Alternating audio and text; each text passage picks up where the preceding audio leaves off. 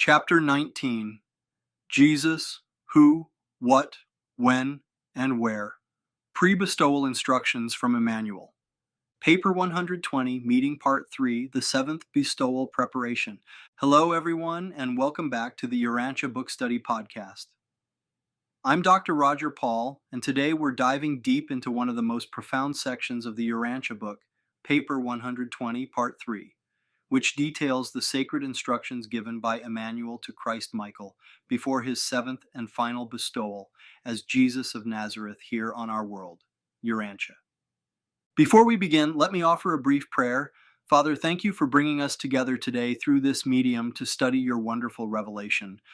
We're grateful for your son Michael and his wisdom in providing us with these teachings before we journey to the mansion worlds. We ask for your guidance as we explore these cosmic truths together. In Jesus' name, amen. Now, if you're new to the Urantia book or to our study sessions, you might be wondering, who is Immanuel and why are his instructions to Jesus so significant?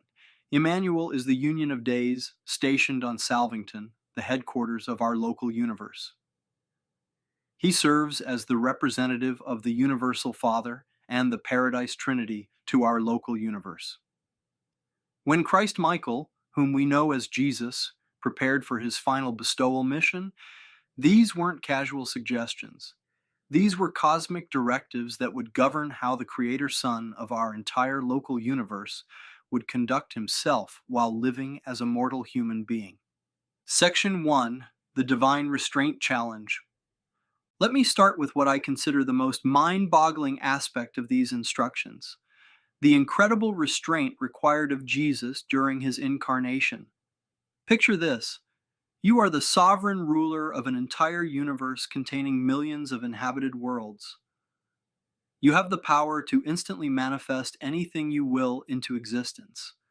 Now imagine voluntarily constraining that power while living as a vulnerable human being for over 30 years. This wasn't about Jesus gaining power during his life. It was about perfectly controlling the unlimited power he already possessed. Immanuel's counsel reveals this happened in 3 distinct phases. Phase 1, before the thought adjuster. In the first phase, before his thought adjuster arrived around age 5, Michael technically retained to terminate the entire incarnation at any moment. Think about that. This little boy playing in Nazareth could have ended the entire mission if he chose to, but he didn't.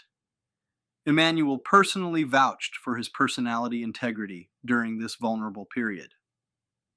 Phase 2, Thought Adjuster Guidance. Once the Thought Adjuster, that divine fragment of the Universal Father, took residence in his mind, everything changed. From that point until his baptism, Jesus experienced spiritual guidance exactly as we do. The Thought Adjuster communicated through his human mind, giving him the full experience of being led by God the Father, just like any mortal seeking divine will. Phase 3, Active Divine Restraint. But here's where it gets incredibly challenging. After his baptism, Jesus' human will became fully conscious and active. From that moment forward, every single decision required him to consciously choose not to use his Creator-Son prerogatives. You know that phrase Jesus used constantly, "If it be the will of my Paradise Father"? That wasn't just a pious expression. That was an active mental safeguard, a constant reminder to prevent his superhuman will from overriding the Father's specific plan for his mortal life.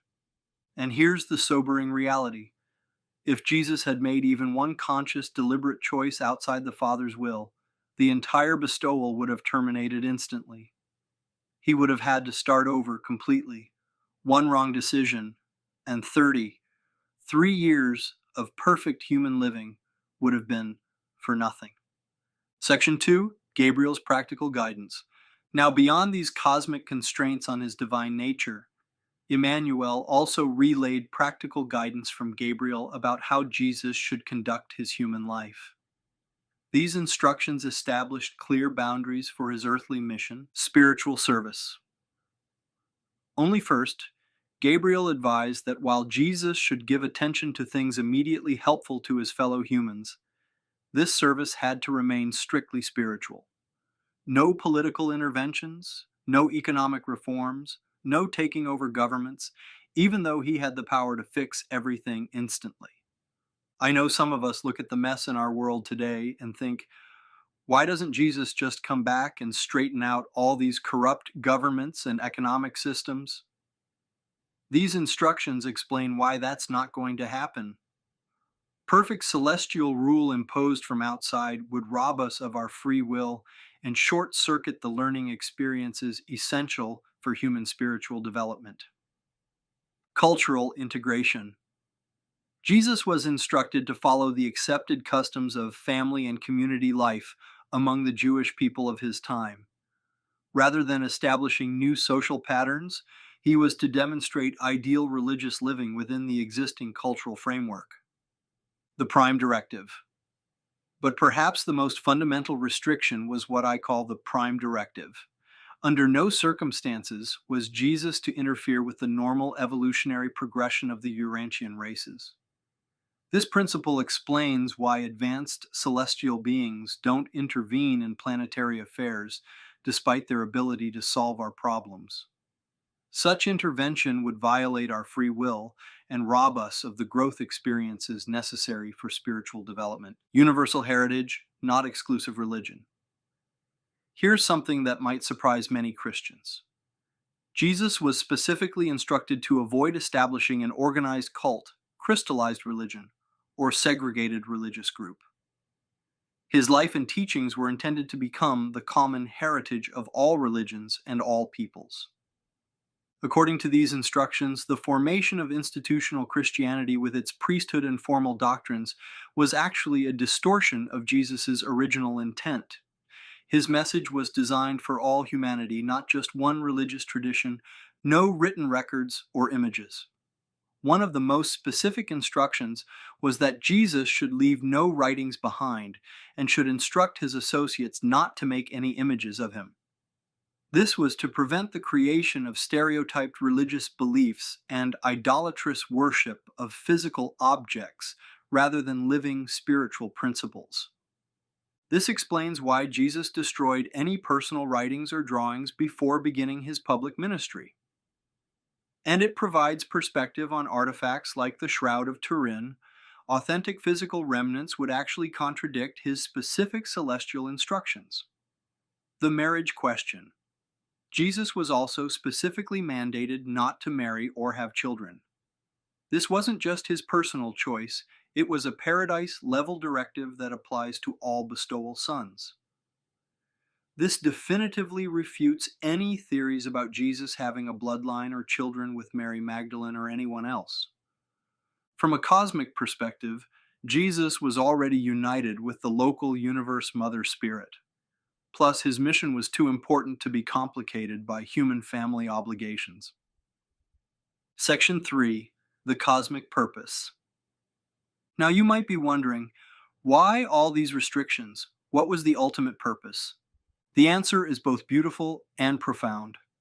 Michael's perfect submission to the Father's will during his mortal experience served to silence universal accusations that Creator sons were selfish or autocratic rulers. By becoming the lowest of his creation and living in complete subjection to divine will, he proved that universal sovereignty operates through love and service, not force or favoritism. This wasn't just about Earth. This demonstration was for the entire universe. Advanced worlds could observe this bestowal and see proof that even absolute power chooses absolute loyalty and service to the divine hierarchy. Section 4. The Divine Human Nature. Let me address something that often confuses people. Was Jesus God pretending to be human, or was he human discovering he was God? According to these revelations, Jesus had a truly dual origin, but was not a split personality. He was God incarnate in man, always this combined being from the moment of birth. He didn't progressively become God at some pivotal moment. The only thing that progressed was his human consciousness, gradually recognizing his divine identity. Think of it like this. Jesus was discovering who he already was, much like we all discover ourselves as we grow, except his discovery had slightly higher stakes for the entire universe. Section 5. The Miracle Perspective. Here's an interesting insight about miracles. From our human perspective, walking on water or healing the sick seems miraculous. But for most citizens of the local universe, these are simply operations of higher natural laws they understand better than we do. What do they consider truly miraculous? The incarnational bestowals themselves. The very fact that a divine creator son can appear through natural human processes and successfully complete a mortal life without ever breaking the Father's will or interfering with planetary evolution. That's what amazes them. Section 6. Implications for today. So what does this mean for us today? Several things. First, it helps us understand why Jesus made certain choices during his earthly ministry. When the Zealots wanted him to join their political movement, he refused, not because their cause was unjust, but because political involvement would have violated his mission parameters. Second, it clarifies the true purpose of his teachings. They weren't meant to create another exclusive religion, but to provide universal spiritual principles that could enhance all religious traditions. Third, it demonstrates the incredible dedication required for spiritual growth. If the Creator Son himself had to exercise constant restraint and perfect alignment with divine will, how much more should we be committed to that same process in our own spiritual development? Section 7. The administrative transfer. When Michael departed for his bestowal, he didn't leave the universe unattended. Immanuel assumed interim jurisdiction over Nebadon, our local universe, with Gabriel responsible for safeguarding the Son of Man during his earthly mission. Michael literally disappeared from his accustomed place on Salvington and wasn't seen again until his triumphant return as the supreme and unconditional sovereign of the universe after completing his mortal experience. Section 8. A personal reflection. You know, after studying this material for years, I'm still amazed by the precision and care with which these cosmic authorities approached Jesus' mission. Every detail was planned to preserve human free will while providing the maximum possible revelation of divine character. And here's something that gives me chills every time I think about it. The sources suggest that when Jesus returns, the actual physical appearance each person perceives will be different for everyone. The mechanical physical controllers will project an image from our own minds to our eyes, meaning we'll each see Jesus as our personal understanding of deity perceives him. The Jesus I might see, perhaps dark, skinned with sandy blonde hair and a beard, might be completely different from the Jesus you see. It will be the projection of divine character as you personally understand it. No single image fits all because the divine relationship is ultimately personal and unique to each individual. Conclusion. As we conclude today's study, let me emphasize the profound significance of these pre-bestowal instructions. They reveal that Jesus' earthly mission operated within carefully defined cosmic parameters designed to demonstrate that true leadership comes through service, that divine power is exercised through perfect submission to higher will, and that spiritual revelation must preserve human free will and natural development. This detailed examination of paper 120 concludes what I call the Jesus Who, What, When, and Where series about our local universe structure. Next time, we'll transition to paper 121, The Times of Michael's Bestowal, where we begin exploring the actual historical context and lived experience of Jesus' incarnation. Understanding these foundational instructions provides essential context for everything Jesus did during his earthly life. More importantly, they offer guidance for our own spiritual journeys as we seek to align our personal will with divine purpose. Thank you for joining me today. I encourage you to read paper 120 yourself and meditate on these cosmic truths. Remember, we're not just studying ancient history. We're learning principles that will guide us through our own eternal progression toward the mansion worlds and beyond.